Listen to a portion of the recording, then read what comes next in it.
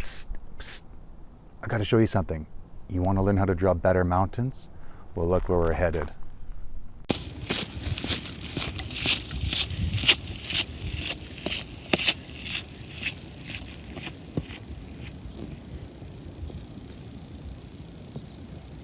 Okay, we're almost there.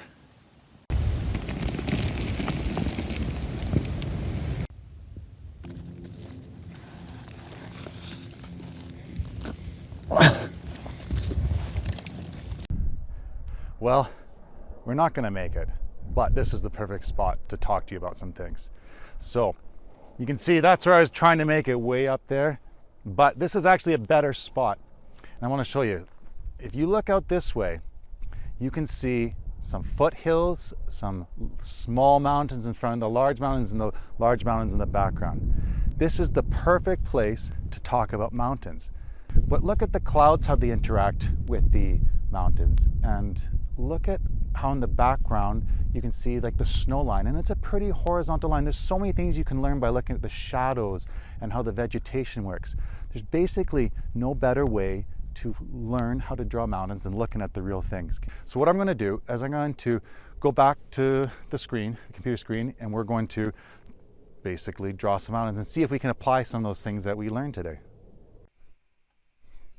Let's apply some of those things that we saw and noticed when we were outside to a little drawing here. My biggest takeaway, honestly, was noticing how layered everything was. How we had hills, and then let's call them mountainets, and then we had mountains. This is a really common thing in nature. Very rarely do you have just a mountain in the middle of nowhere. Usually there's some kind of gradual rise in elevation, and it's very often some hills and then some larger hills and then maybe some smaller mountains and bigger mountains. There's usually something. So let's draw that.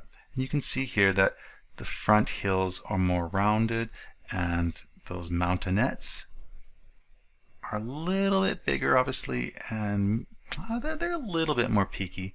And then the mountains in the back have that classic mountain look. This was one of my biggest takeaways. Another takeaway I had, and I'll do this a little bit with the line work, is I noticed that there was definitely shadows in the hills and mountains, but not a whole lot. And that was due to where the sun was positioned.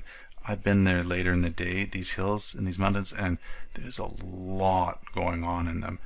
But when I was looking at them in that time of day, there really wasn't. So I wanted to let's show that a little bit, that I'm going to draw this in a stylized way, but I'm not going to emphasize the shadowing too much. Now, coloring this, I'm just going to do this fairly quickly with a green color, and I'm going to do what I saw again.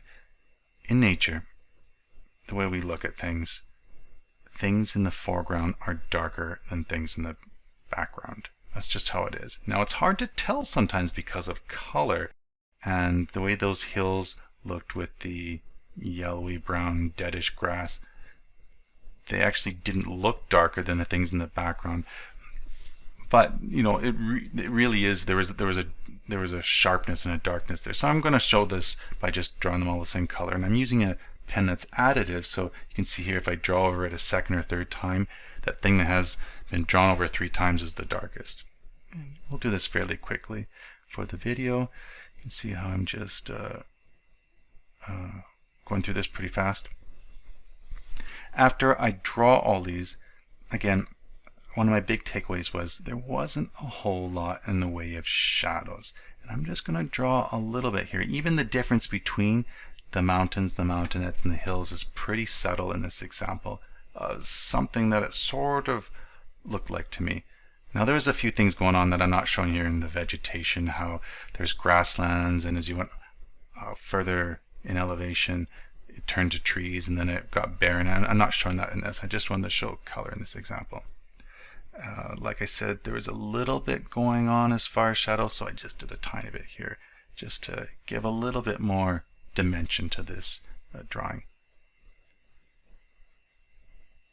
But it was a really nice day going out there.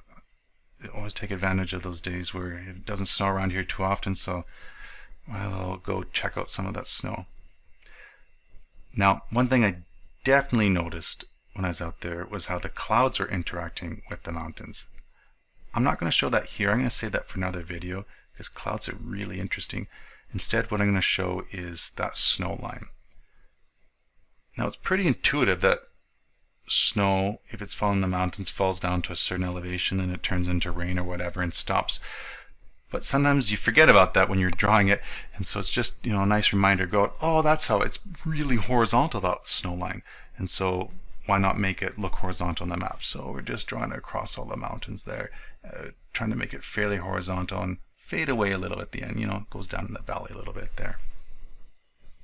Well, here's a really stylized version of what I went and saw today. I really enjoyed that hike today, and I had a lot of fun making this video. I learned a lot just by looking at the mountains in a slightly different way this time as well. And I encourage you to always go outside and look at things in real life, and it will make your drawings so much better. Well, if you want to see more tutorials, check out the channel, and I have a website, fantasymapping.com, and I also have a book on how to draw fantasy maps, showing you a variety of techniques. You can find the link to that in the description. Well, get outside, look at some mountains, and I can't wait to see what your mountains then look like on your map.